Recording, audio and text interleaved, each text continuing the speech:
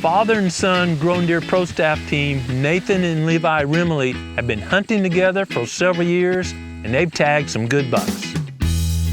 They're excellent woodsmen and really enjoy spending time in creation together. During the past several years, Levi has shot thousands of arrows practicing for and competing in archery competitions. This has allowed him to refine his archery skills much more than most folks his age. Levi also frequently practices for deer season. All this hard work has paid off because a couple of weeks ago, Levi was self-filming and tagged a big doe.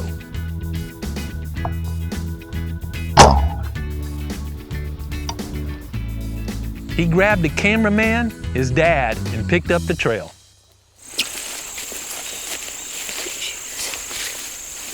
He's right. I think she's about right here. Found first blood splattered all up and down this. And then she's spraying. Here, I see quite, oh yeah, there's quite a bit of blood. Okay. Blood. Right here. Oh, lodged it right to the other shoulder. What's that? Lodged it right to the other shoulder.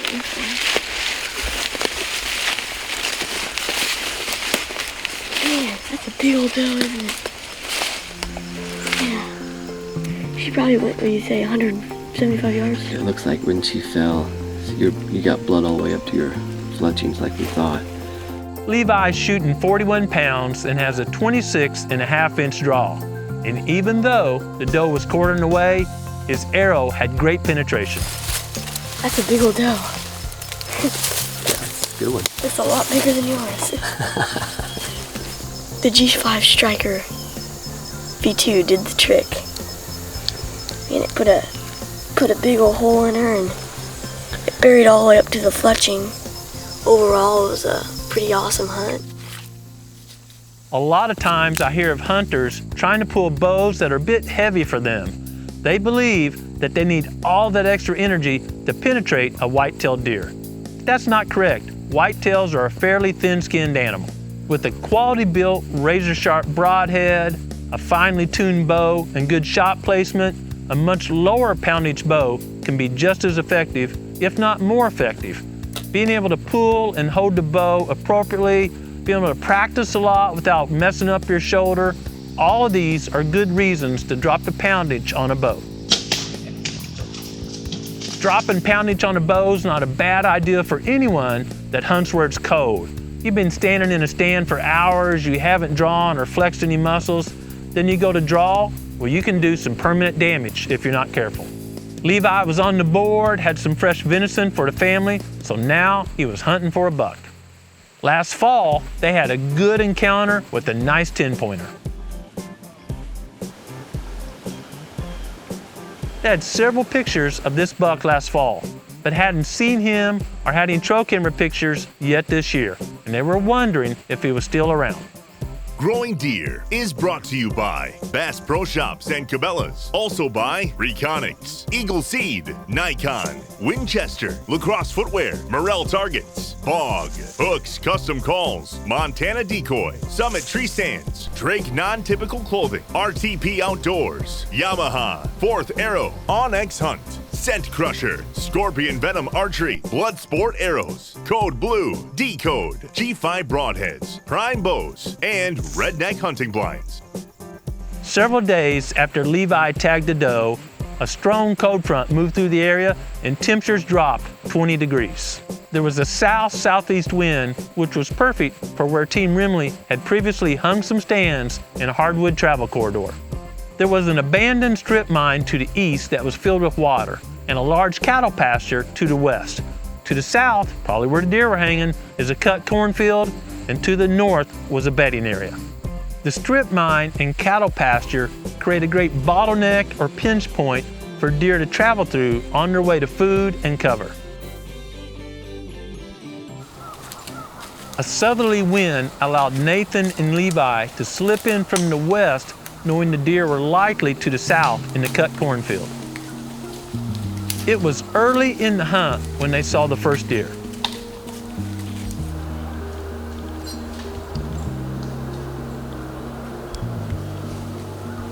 There's a little buck bump in these toes.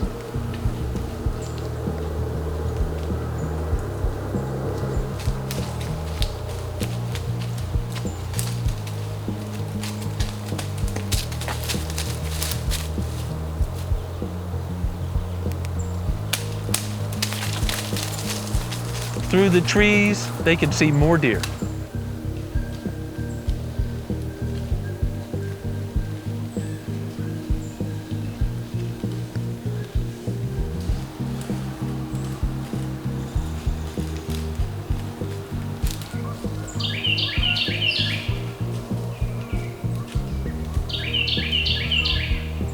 The bucks even came to the base of their tree. Talk about good scent control.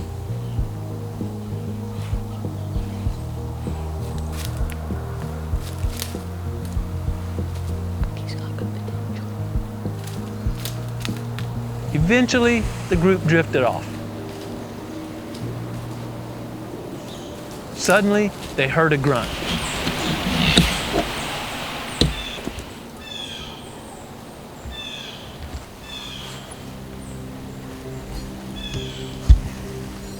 It was the 10-pointer they had encountered last fall and had been missing in action.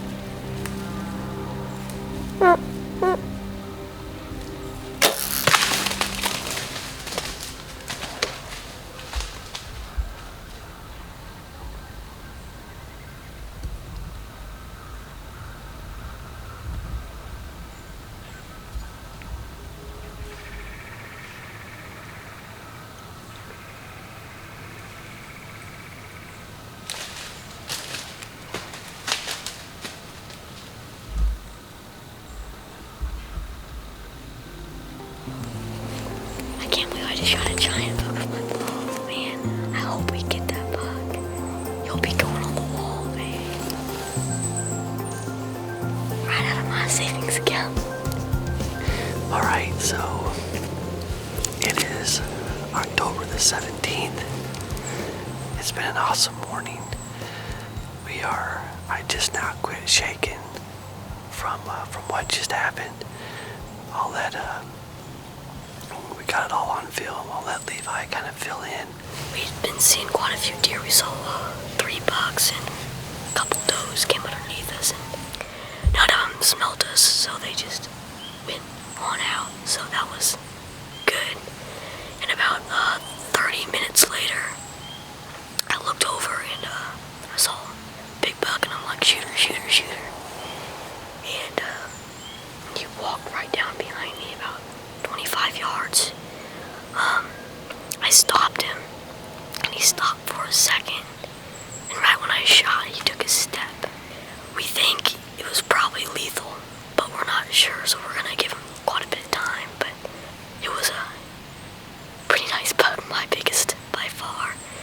And it was really exciting, so hopefully we can get him, because he certainly is a trophy. We may hang out a little bit longer just to make sure we don't spook anything. I just don't want to spook anything, period, but especially that way. And we will see. It's gonna be interesting, so stick with us. Dear Lord, thank you for this wonderful day. Thank you for allowing us to be out in your creation. Lord, if it's your will, help me to find my deer, and thank you for everything you do for us. In your name we pray. Amen. The buck had only ran about 15 yards, stopped, and then slowly drifted off. Considering this behavior and what they saw when they rewatched the footage, they decided the buck was hit a bit back and probably in the liver, maybe a portion of the lung. When we slowed the footage down, we can see Levi's blood sport arrow made great penetration. Levi's shooting 41 pounds, and this was a large-bodied northern Missouri buck. Given the shot placement and the buck's reaction, Levi and Nathan wisely decided to quietly back out. Liver shots are almost always lethal, but it may require several hours for the critter to pass. Often, deer shot in the liver will only go a short ways and bed down. Oftentimes, the wound hole will clot, and if the deer's jumped out of its bed, there won't be much sign to follow. If you risk taking up the trail too soon, you might bump the deer, making recovery much more difficult. Nathan and Levi wanted to give this buck plenty of time to expire, so painfully, they decided to let it lay during the night and take up the trail first thing in the morning. So we're at our tree right here, and this deer Levi shot, he's about 23 yards over here. So we're gonna walk over here, look at point of impact, and just start following where we know he walked and see what we see sign-wise. So.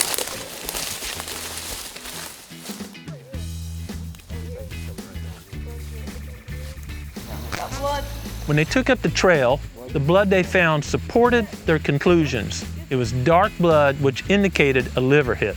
Levi had one of his friends help them trail the next morning. Having multiple sets of eyes in this situation was a great plan. There's buzzards circling right there. Their buzzard just flew off the ground right there. I bet he's right there.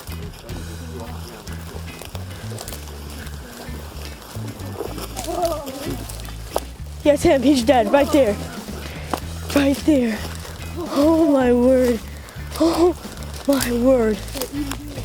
Oh. Oh, man. My word. Oh.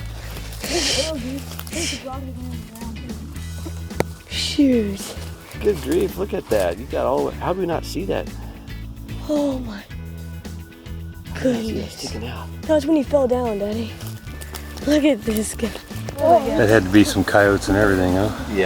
Yeah, we've got a coyote problem. Good. Well done, Levi. That's a great northern Missouri buck.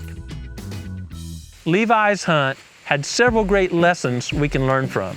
First, Levi's 41-pound bow resulted in great arrow penetration. As I mentioned, whitetails are thin-skinned animals compared to many other big game species, and it doesn't take a big old He-Man bow to do the job. In the past, we've shared some hunts with my daughter Raleigh using a similar weight bow, and she's had pass-through shots on some bucks. A quality sharp broadhead paired with a tuned bow and arrow shaft is key for great penetration. The second lesson, locating and hunting naturally occurring bottlenecks within a larger travel corridor, is a great way to get within bow range of whitetails. The third lesson, reading a deer's body language or behavior and what sign you find after the shot is critical for knowing when to take up the trail.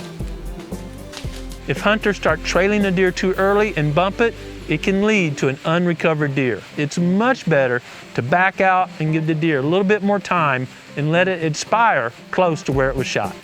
My final takeaway from this hunt, the deer behavior Nathan and Levi filmed is a great reminder that the pre-rut, even the early portion of the pre-rut, is a great time to be in the woods.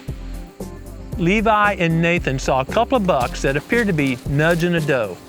Even during mid-October, throughout much of the whitetails range, a few does will become receptive. They're the early ones. They have the earliest born fawns. And when those first few does start spreading that magic perfume throughout the woods, the bucks are gonna start scent checking some does, and that pre-rut kicks in. Once that behavior shift is made, the pre-rut starts, bucks tend to be on their feet and more active during daylight hours compared to the earlier portion of season. The buck Levi tagged was grunting. He was communicating to other deer in the area. That's why a grunt call like the messenger is so effective to attract deer. The messenger is specifically designed to sound like an immature buck tending a doe, and that sound is a huge attraction for other bucks to come check out. As the pre-rut advances, we'll be spending more and more time out in stands and blinds, and we can't wait to share those hunts with you. Need to grunt. I can't see that tree.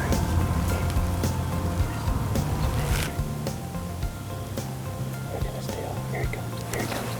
Get down. If you believe the information we share at Growing Deer is beneficial, I hope you encourage your friends to subscribe to our channel. And if you like it, give us a thumbs up. Fall is one of my favorite times to be outside and enjoying creation. But no matter the season, every day throughout the year, I need to be quiet and listen to what the Creator is saying to me. And I hope you do the same. Thanks for watching Growing Deer.